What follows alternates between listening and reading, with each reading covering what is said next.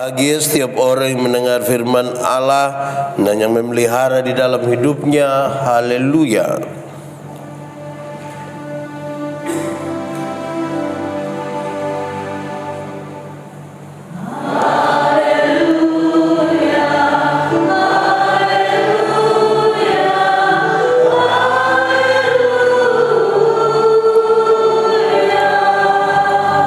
Bapak Ibu Saudara-saudara, Shalom. Sekali lagi Shalom. Saya melayani di pedalaman Amnuban Timur. Ada satu waktu pemberkatan nikah. Waktu pengembelaan saya kasih tahu calon mempelai itu calon mempelai sama-sama dengan keluarga, orang tua, saksi. Saya kasih tahu dorang, kamu punya tugas adalah bawa sebanyak mungkin keluarga untuk besok datang ikut ibadah pemberkatan nikah. Itu baik, itu tanda mereka mendukung kamu. Besok pas ibadah peneguhan pemberkatan banyak juga yang datang. Kebiasaan kami di kampung adalah setelah pemberkatan itu nanti pendeta, penatua diaken antar ini pasangan nikah ke rumah. Sampai di rumah saya agak kaget karena orang di rumah lebih banyak dari yang pergi gereja. Kami di kampung itu tidak ada nasihat-nasihat dari pemerintah atau apa. Cukup pas sampai di sana doa, atau sebelum doa pendeta omong sedikit terus selesai. Ketika semua duduk saya bilang begini, saya lihat kebanyakan keluarga ini tidak mendukung ini anak-anak dorang nikah ini. Kenapa begitu? Karena justru yang lebih banyak itu ada di rumah dan bukan ada di gereja. Kalau hanya untuk makan saya kira masing-masing di kita punya rumah bisa. Tapi karena ini dua anak mau nikah ini, makanya kita datang di sini. Jadi saya lihat ini keluarga besar ini tidak dukung ini anak. Terus ada orang tua satu sedikit mabuk, dia bilang begini, kan ada Maria, ada Marta toh, supaya bapak don datang, nah kami kayak bisa makan sama-sama. Terus saya bilang, ya itu kalimat betul. Dan supaya menegaskan bapak pun kalimat itu, saya omong habis, yang saya omong ini doa habis saya pulang. Supaya yang Marta lanjutkan, yang Maria pulang. Saya berbicara habis, berdoa, pas habis saya bilang, baik Bapak Ibu semua, Shalom, saya pulang. Sejumlah majelis ikut saya pulang. Dorang pi ikut saya, Bapak. Saya bilang tidak, kalau saya suruh saya pulang, baru saya kembali dan bilang, akal saya itu. Biar saya pulang betul. Dong marah sama itu orang tua. Ya itu kisah itu mengantar kita untuk memahami begini, saudara. Seringkali memang itu jadi alasan soal Maria dan Marta. Omong kalau Marta itu berarti dia pasti hanya di belakang. Kami ibadah di muka, dia pasti akan di belakang. Di sini ada yang biasa jadi ketua dapur kok. Ada kok. Itu ibu ada di sini. Nah itu dia sudah itu. Kita ibadah dulu di belakang. Atau pas mau masuk doa syafaat itu dong bergegas ke belakang, gitu ya.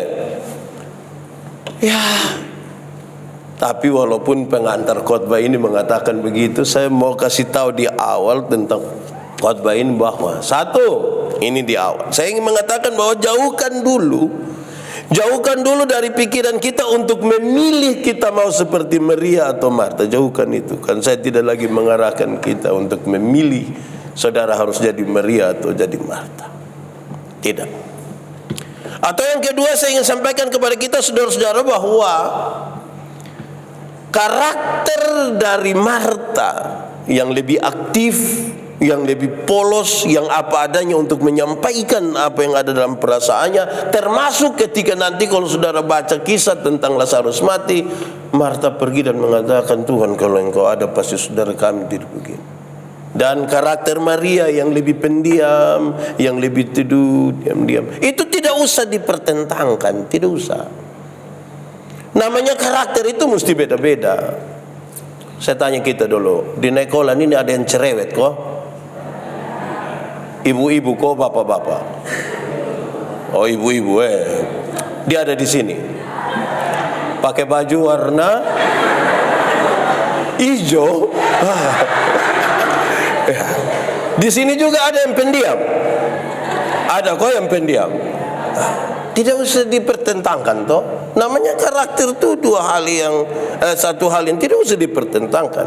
Kalau ada yang cerewet, ada yang pendiam, ya biasa saja. Tidak usah kita paksa. Coba 1 bulan dari sini dikasih dia pu suami, dia mama so mama sama kayak ibu di sebelah. Itu kita bisa baku bunuh itu nanti kalau begitu. Jadi tidak usah dipertentangkan yang persoalan. Kenapa saudara-saudara? Pembacaan tentang Maria dan Marta ini kita hafal dan kita dengar dengan baik. Banyak khotbah tentang bagian ini. Hari ini saudara-saudara, dalam konteks kita digemit bulan pendidikan dengan tema pentingnya pengajaran, saya ajak kita untuk merenungkan 1-2 catatan yang menarik ini. Pertama, saudara, Tuhan Yesus itu sementara dalam perjalanan dari Galilea ke Yerusalem. Dalam perjalanan itu dia singgah di satu kampung yang namanya Betania. Pergi ke Yerusalem itu dalam sebuah kesadaran yang tidak diketahui oleh banyak orang, termasuk murid-murid yang ada dekat-dekat dengan dia, termasuk juga Maria dan Marta, bahwa Yesus sementara menuju ke Yerusalem untuk mengalami penderitaan dan akan mati di sana. Yesus sementara perjalanan menuju ke tempat di mana dia tahu dia akan disiksa dan dibunuh mati di sana. Saya mau tanya saudara, renungkanlah sedikit. Kalau saudara sementara berjalan menuju satu tempat untuk sebuah penghukuman bagi saudara, menjalani hukuman, apakah perasaan saudara? Coba saudara renungkan. Sukakah saudara akan pesta pora? Mungkin saudara akan menjadi orang yang sangat-sangat diam dalam perjalanan itu. Saudara butuh sedikit ketenangan, butuh sedikit kesiapan psikologi hati untuk bisa ada di dalam persoalan itu. Atau saudara-saudara, Lazarus akan mati beberapa saat ke depan. Lazarus itu saudara dari Maria dan Marta.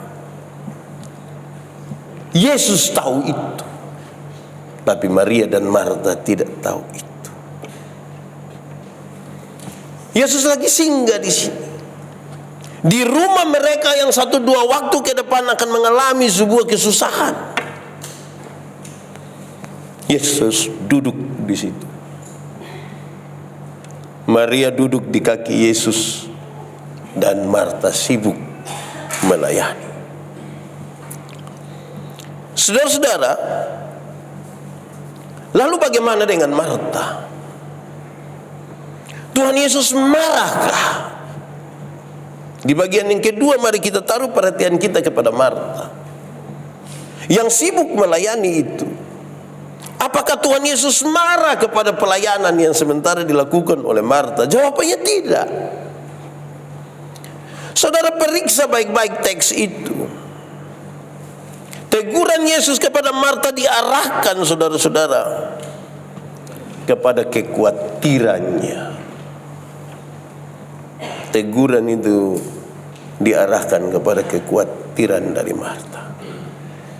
Yesus sementara tahu satu hal yang akan terjadi di ini rumah, tapi Marta lagi khawatir untuk 1-2 hal. Kenapa dia khawatir, saudara? Saya mau kasih tahu saudara bahwa Marta juga seperti Maria. Mereka sayang dan mengasihi Tuhan Yesus, tapi mereka juga menghormati Tuhan Yesus. Ada satu orang yang kita kasihi, ada satu orang yang kita hormati, dia singgah di kita punya rumah, saudara. Dalam karakter yang berbeda dari orang-orang yang di rumah, kita akan memperlakukan orang yang kita kasihi itu dengan cara yang berbeda.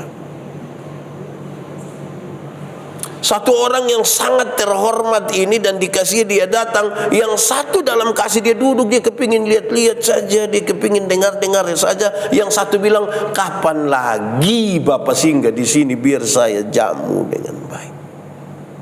Kan tidak salah juga. Atau salah? Siapakah di antara kita yang berani ada satu orang yang terhormat datang kita rumah bilang, Bapak telah terhormat, saya datang nih biar kita duduk baliat, biar kita duduk sama-sama. Kita cuma sibuk-sibuk sedikit, kepingin untuk ada sesuatu yang buat. Apakah Yesus tidak suka kepada jamuan makan? Suka. Toh nanti kalau saudara baca kisah selanjutnya dari kebangkitan Lazarus, Yohanes pasal 12 ayat 1 sampai 7, saudara lihat Yesus dijamu makan oleh mereka. Yesus mau. Saudara-saudara, ini kemudian menjadi sangat penting bagi kita sekalian, saudara, karena apa? Ketika sebuah kekhawatiran itu, orang menjadi sibuk untuk melakukan sesuatu, Yesus memperingatkan dia supaya hati-hati. Marta, engkau khawatir dan melakukan banyak perkara. Karena khawatir itu membuat engkau melakukan perkara-perkara ini. Ini Tuhan Yesus tidak datang sendiri ini. Dia ada datang dengan sejumlah orang, paling tidak ada 12 murid di situ. Belum lagi tetangga yang dengar, kau akan datang dekat-dekat sedikit. Saya tidak tahu bahwa waktu itu kira-kira Tuhan Yesus ada kasih tahu orang atau tiba-tiba singgah.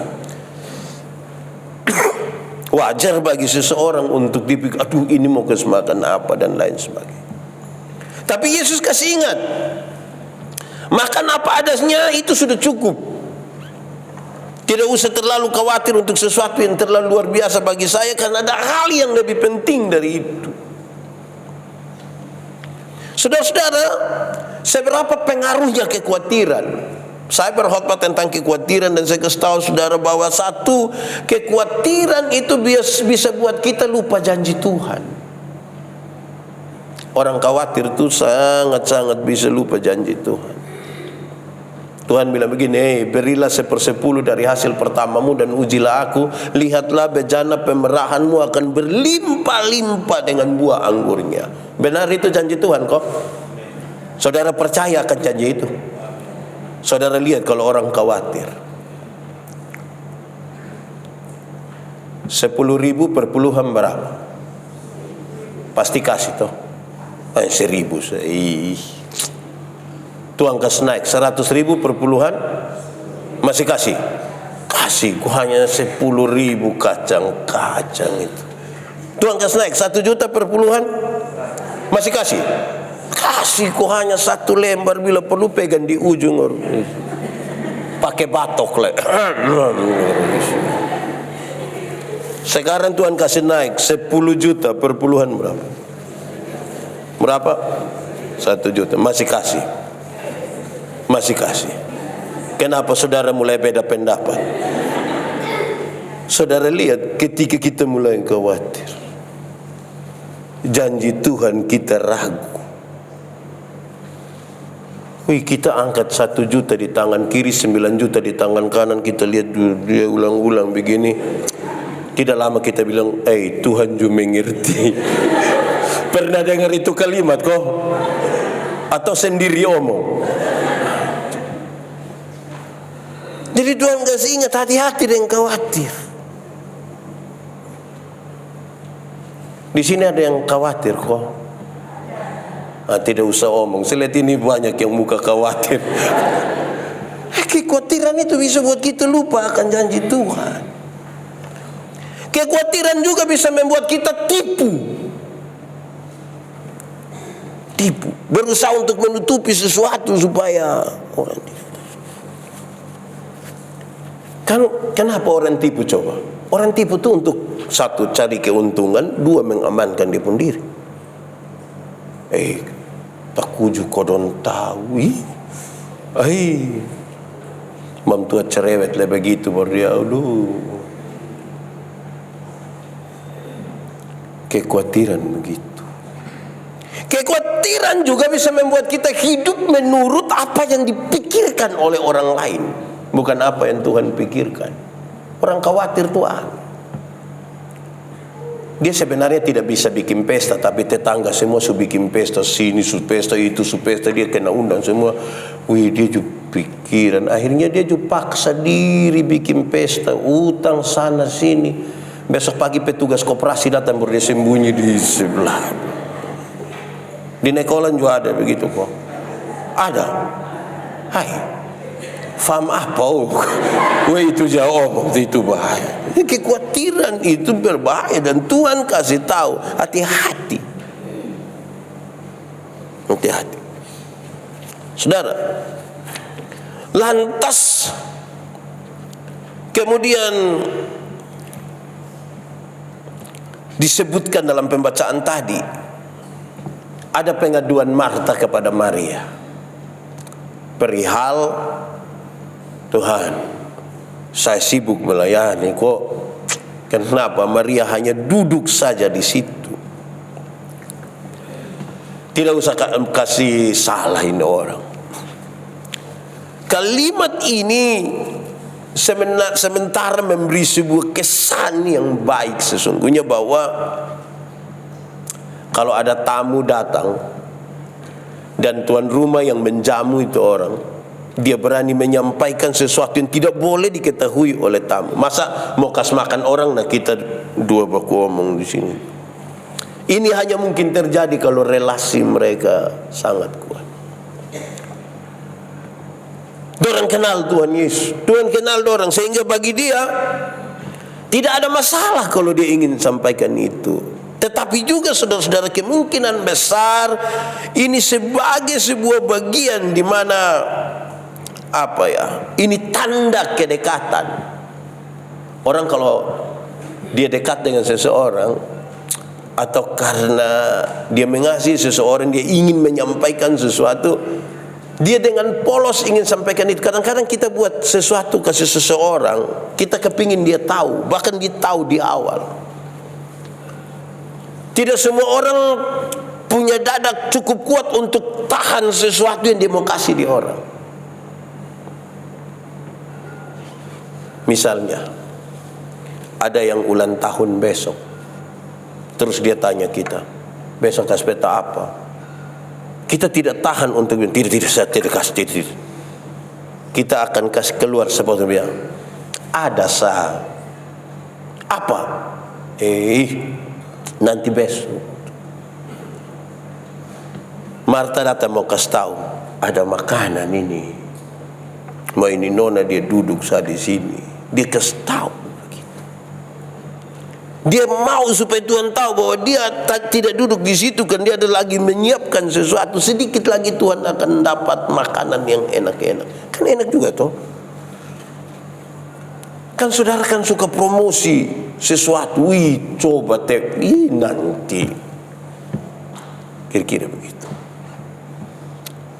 Ada orang yang dia lebih kelas lain dari itu. Dia bukan kasih tahu karena tanda kedekatan, tapi dia juga makan puji. Itu orang dong itu kerja konsultasi. Ada satu orang di dunia ini yang dia pun konsultasi itu bikin kacau kita pun otak. Kalau orang masih sedikit dia kurang konsultasi. Kalau dia lihat tamu-tamu undangan mulai banyak baru takut, dia mulai lari. Dia lari ke dia duduk sedikit lari. Itu ke apa kok? Ke karmana kok. Di Nekolan sini juga ada kok. Yang kita semua dia padahal bisik barang yang tidak penting. Tapi Marta tidak melakukan yang begitu. Marta mau kasih tahu Tuhan, sedikit lagi Tuhan akan makan yang baik. Oke, mari kita mengerucut kepada tema kita hari ini, saudara. Pentingnya pengajaran. Kisah ini lebih baik dipahami sebagai sebuah kisah di mana Tuhan Yesus ingin supaya apa yang dipertontonkan oleh Maria dan apa yang dipertontonkan oleh Marta itu disatukan saja. Apa maksudnya? Pesan yang paling utama disampaikan begini, janganlah engkau melakukan tanpa sebuah pengetahuan. Duduk dengar baik-baik dulu, supaya dengar baik-baik itu engkau pergi melakukan dengan baik. Tetapi juga janganlah engkau hanya berpengetahuan tetapi tidak melakukan apa-apa. Jangan. Jadi mari kita gabung ini dua. Makanya di awal saya bilang, tidak usah dulu kita memilih untuk menjadi Maria atau Marta. Dalam konteks pengajaran ini saya sampaikan, kalau saudara ingin melakukan sesuatu, pastikan bahwa saudara tahu dengan pasti untuk sesuatu. Dengar dulu, belajar dulu dengan baik, tahu dulu dengan baik, baru melakukan. Atau sebaliknya, kalau engkau tahu tentang sesuatu, lakukanlah. Jadi jangan sekedar menjadi ilmu biasa, dia akan menjadi mati. Saudara-saudara, bayangkan kalau kita buka tempat untuk gunting rambut, padahal kita tidak pernah tahu dan tidak pernah belajar gunting rambut. Saudara sudah bisa bayangkan. Jadi tahu dengan baik, mendengar dulu dengan baik seperti Maria, dan kerjakanlah seperti Marta. Atau sebaliknya, kalau engkau sudah punya pengetahuan yang baik, lakukanlah. Ada orang sarjana pertanian tapi tidak ada tomat satu di dia pun samping rumah, tapi dia sarjana pertanian. Ada yang sarjana peternakan tapi kas kawin babi tidak bisa. Ini berarti tahu tapi tidak bisa melakukan. Ada yang sarjana olahraga terus kita bilang, ama, yuk corol, cokoprol, ama salto, terus jadi apa artinya ada ilmu pengetahuan tapi kita tidak pakai? Atau sebaliknya. Jadi dalam rangka ini saya ingin mengatakan, tahu dan kerjakan. Dan kalau mau kerjakan sesuatu, ya pastikan bahwa kita tahu. Disinilah saudara-saudara dalam konteks belajar, bagian yang kedua saya membawa kita untuk memahami bahwa ternyata belajar itu bertingkat-tingkat. Pertama, tingkat yang paling pertama itu belajar untuk tahu. Belajar untuk tahu. Itu dia memang pintar, dia ranking kok bagus. Semua barang dia tahu habis, yang kita belum tahu dia sudah tahu. Dia bisa belajar dari guru, dia bisa belajar di banyak informasi yang dia dapat di internet atau di mana-mana. Silakan. Tapi bagus, tapi itu kelas paling bawah. Kelas yang kedua adalah belajar untuk tahu dan sekaligus melakukan. Itu dia sudah agak tinggi. Banyak yang sudah tahu tapi belum tentu melakukan. Dalam konteks pelayanan, di mana-mana saya mengatakan, waktu saya ajar ilmu berkhotbah, orang suka tanya saya, pendeta, yo, khotbah yang baik itu yang mana? Saya lupa maksud. Khotbah yang baik itu tulis atau tidak tulis, berapi-api atau berair-air. Saya khotbah yang baik bukan soal tulis atau tidak tulis, bukan soal berapi-api atau berair-air. Khotbah yang baik ialah omong karmana, bikin karmana. Omong karmana, bikin begitu.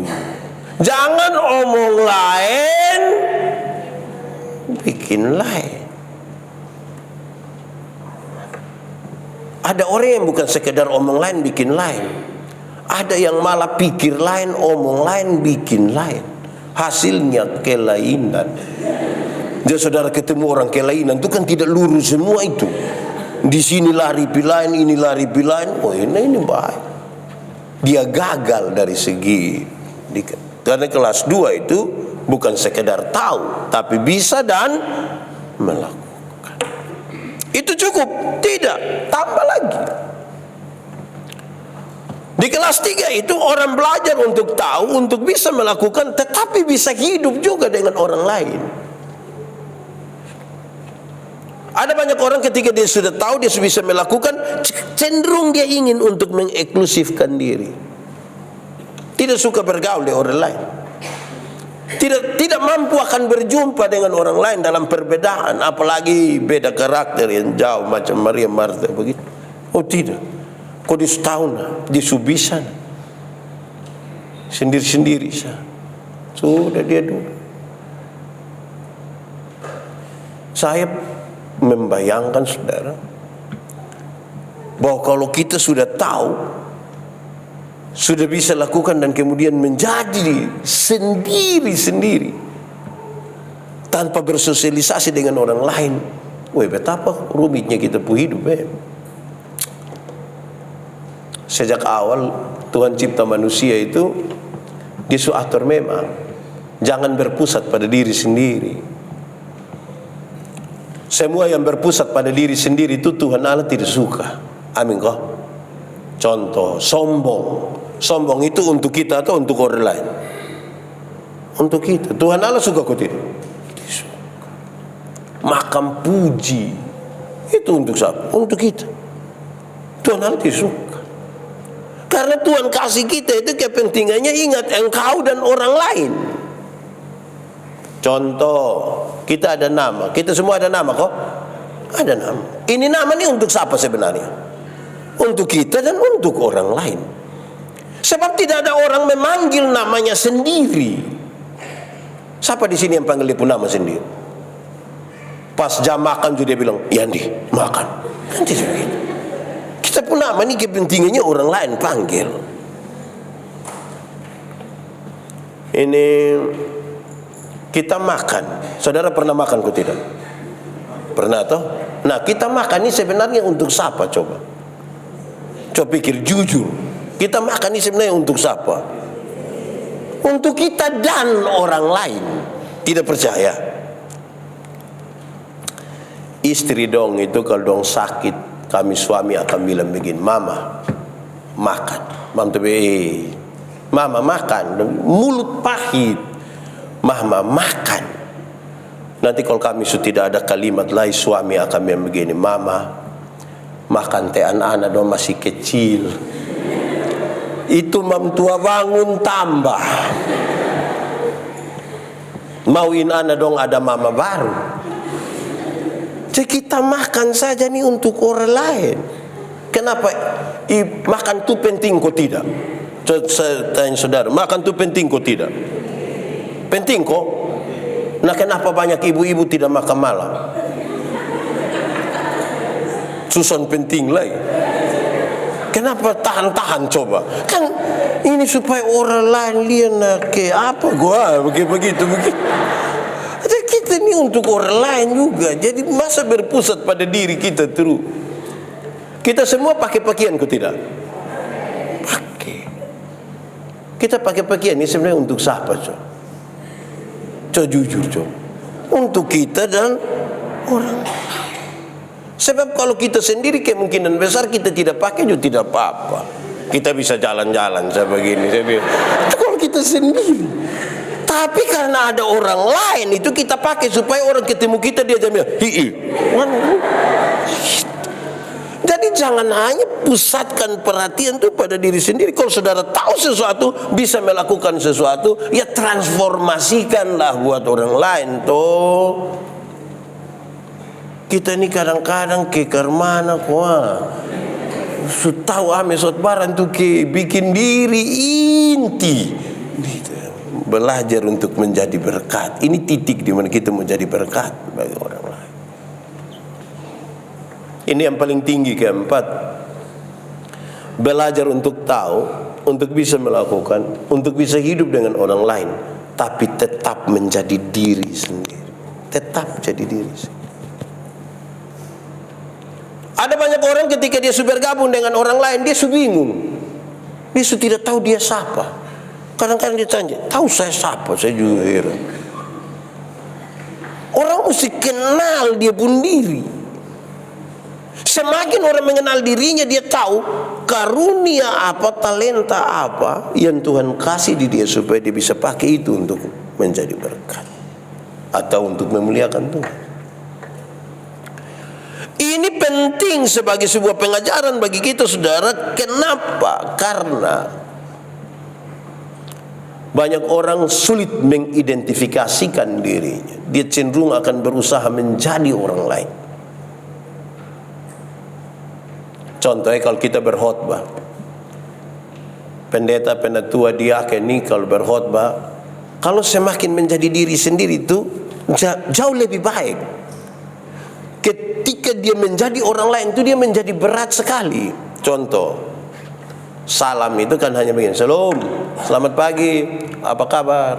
Kan itu diri sendiri, coba masing-masing omong sendiri. "Shalom, apa kabar, selamat pagi." Bayangkan kalau tiba-tiba dia datang bilang, "Shalom,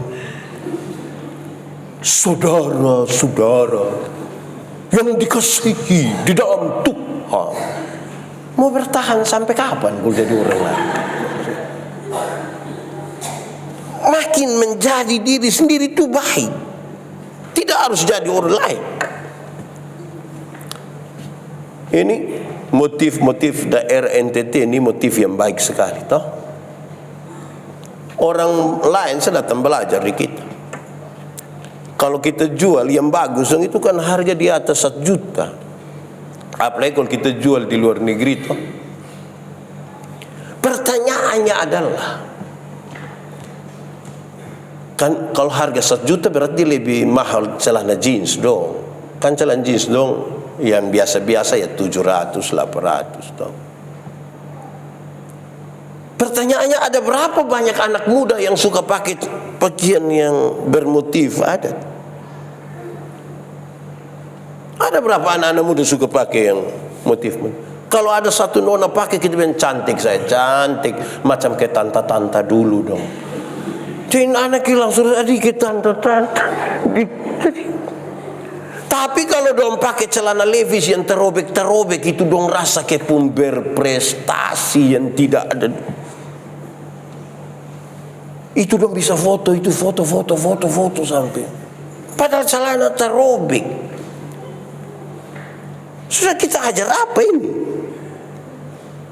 Seolah-olah kalau dia jadi sabu, timur, rote, itu kayak belum bagus itu. Dia kayak, kalau semakin ke Korea dulu baru, itu. Ada yang bilang, "Pak Pendeta, saya ke Korea kok." Iya. Kolbano area dari selatan situ.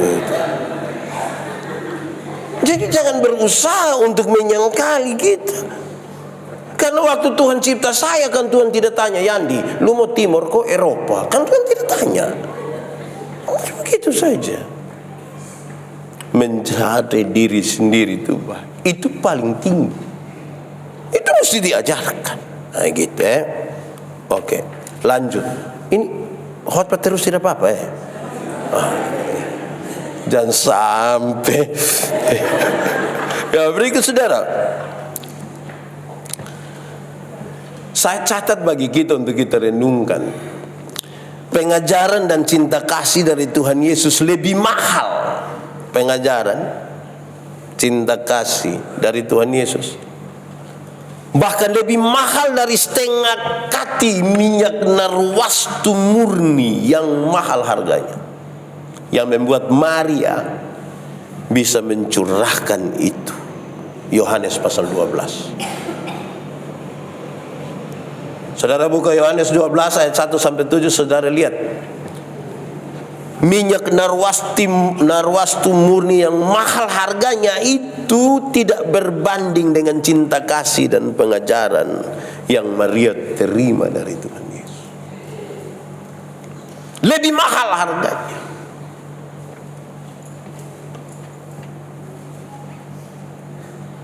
Lebih mahal. Dan karena itu pengajaran dan cinta kasih itu harus kita letakkan dia di yang paling tinggi dari semua. Seberapa kuatnya itu, saudara? Tiap-tiap hari kita berjumpa dengan pengalaman-pengalaman. Tiap-tiap hari kita berjumpa dengan orang demi orang. Setiap kali kita baca Alkitab, setiap kali kita dapat masalah, harusnya pertanyaan paling pertama yang ada dalam pikiran dan perasaan kita adalah, pelajaran apa yang akan saya ambil di sini? Pelajaran apa? Saudara punya masalah kok? Tidak usah om. Saya lihat ini muka masalah semua. Masalah ialah kesenjangan antara harapan dan kenyataan. Itu namanya masalah. Lalu saudara berjumpa dengan masalah hari ini. Pertanyaannya adalah, pelajaran apa yang saya ambil dari masalah ini? Hari ini saudara buka Alkitab dan saudara baca, pertanyaannya adalah, pelajaran apa yang saya ambil dan saya dapat hari ini? Saudara semua pulang pengajaran. Saya paling dulu, sekarang tidak. Dulu saya paling banyak diprotes oleh saya pu istri. Saya pu istri selalu bilang, Papa pikir Papa khotbah bagus. Saya khotbah bagus, orang undang saya keliling Republik Indonesia ini, ke luar negeri. Wih, Mama tua bilang, coba cek orang-orang yang dengar Papa khotbah, coba cek. Jangan sampai dong datang dong hanya bilang, aduh, lu rugi tidak dengar pendeta yang di khotbah. Kok? Iya. Dia bilang apa? Tahu. Pokoknya kita ketawa-ketawa. Kalau dengar khotbah hanya dapat dia pun ketawa. Hai, pelajaran apa? Dengar khotbah itu pulang bawa pelajaran. Kalau bawa dia pun ketawa, putar sule. Pelajaran apa? Karena pelajaran itu mahal. Papa mama dong ada yang sementara kas kuliah anak-anak kok. Bisa bayangkan dia pun biaya. Kenapa kas kuliah dia dan sangat mahal? Karena kita lagi menimba pelajaran dari orang lain supaya dia menjadi terpelajar. Mahal.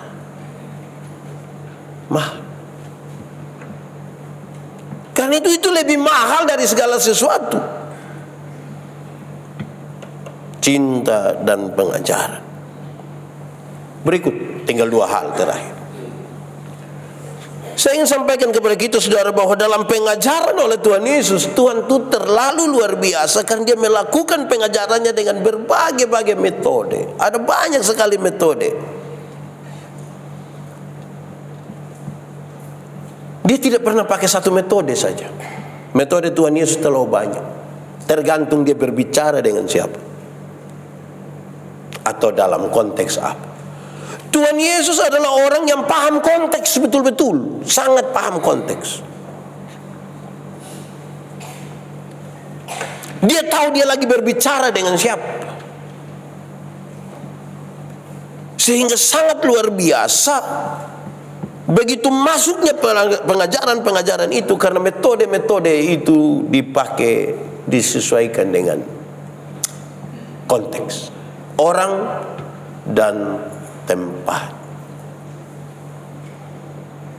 Saudara bayangkan kenapa kadang-kadang saya duduk pikir-pikir betul kenapa kadang-kadang perayaan Natal tuh orang lebih suka untuk perhatikan pakaian, makanan, ornamen lain. Karena konteksnya kadang-kadang kita desain tak salah.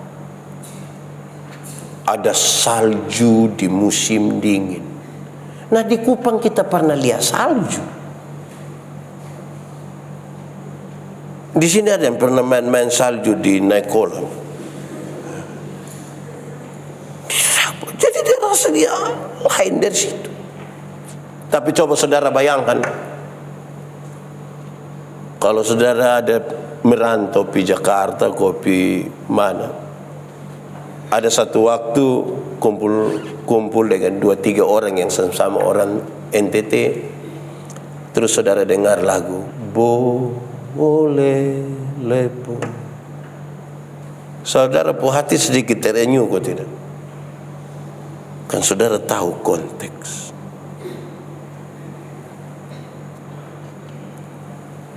Ini banyak toh yang orang sabu dong belum pisabu kuliah orang tua dan toh Tiba-tiba duduk-duduk di siaran radio bilang, oh naweni tanai. Langsung saya ngajak Kasnai Mam Topu foto, seolah-olah anak yang berbakti. Karena itu dapat di sini. Terakhir, saudara.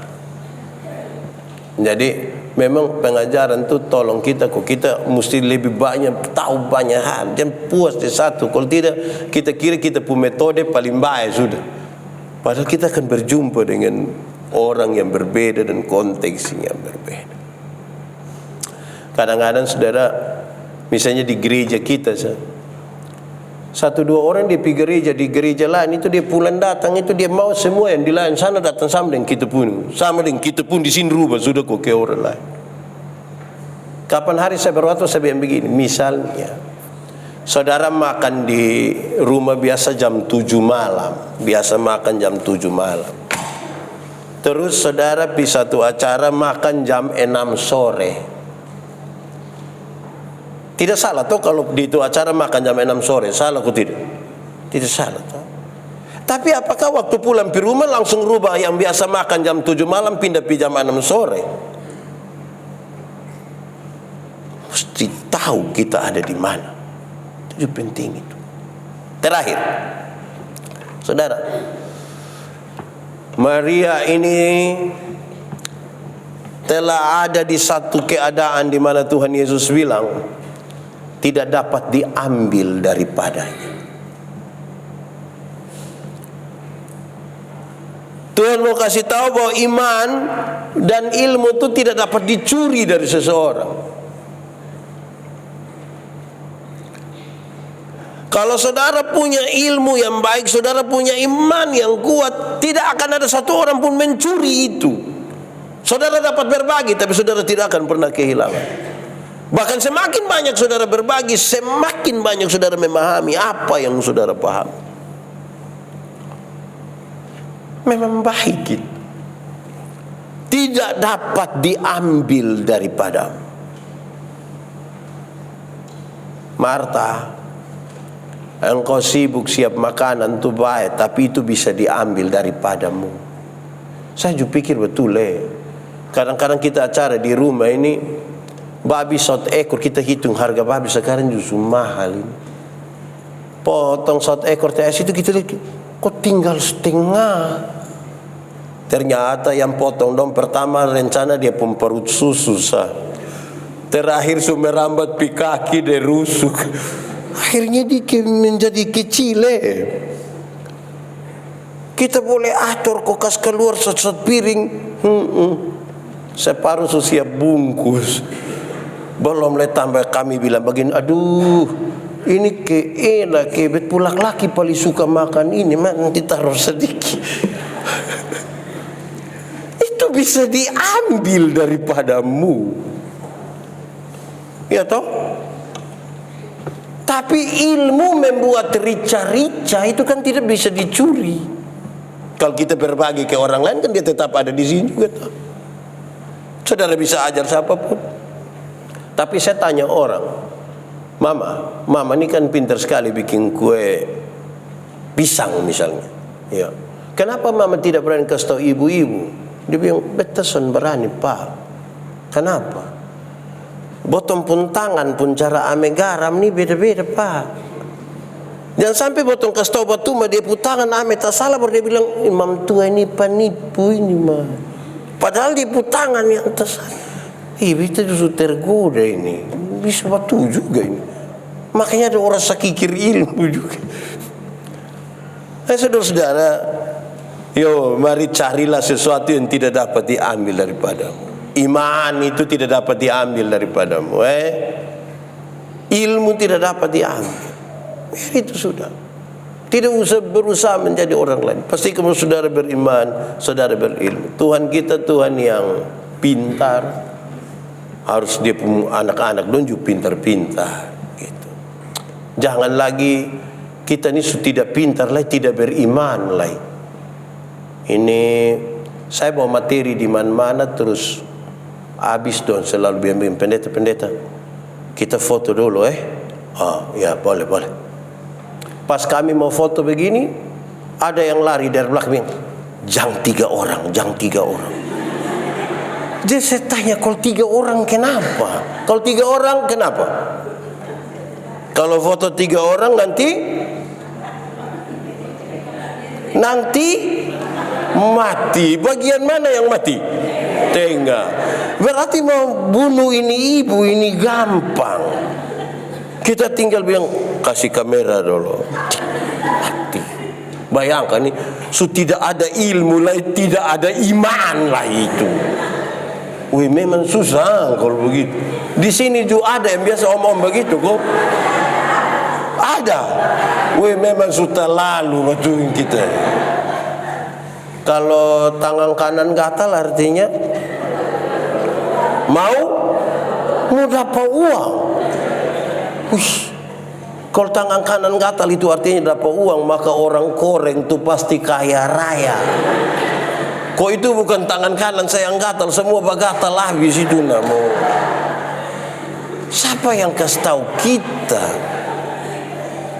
Alkitab kasih tahu, satu-satunya cara untuk dapat berkat itu kerja, bukan bagatal duduk begini. Siapa ya ajar kita? Saudara-saudara, betapa pentingnya ini pengajaran. Sudah anak menangis dong, bukan atur kok kasih susu, kok kasih apa sih? Mangkali belum pakai di pun nenek pun nama. Nenek pun nama. Bahaya. Di sekitar Waipura sini juga ada kok. Nekolan ada. Di keluarga mana dong itu? Pentingnya beriman dan berilmu tuh jadi baik. Tuhan memberkati kita. Amin.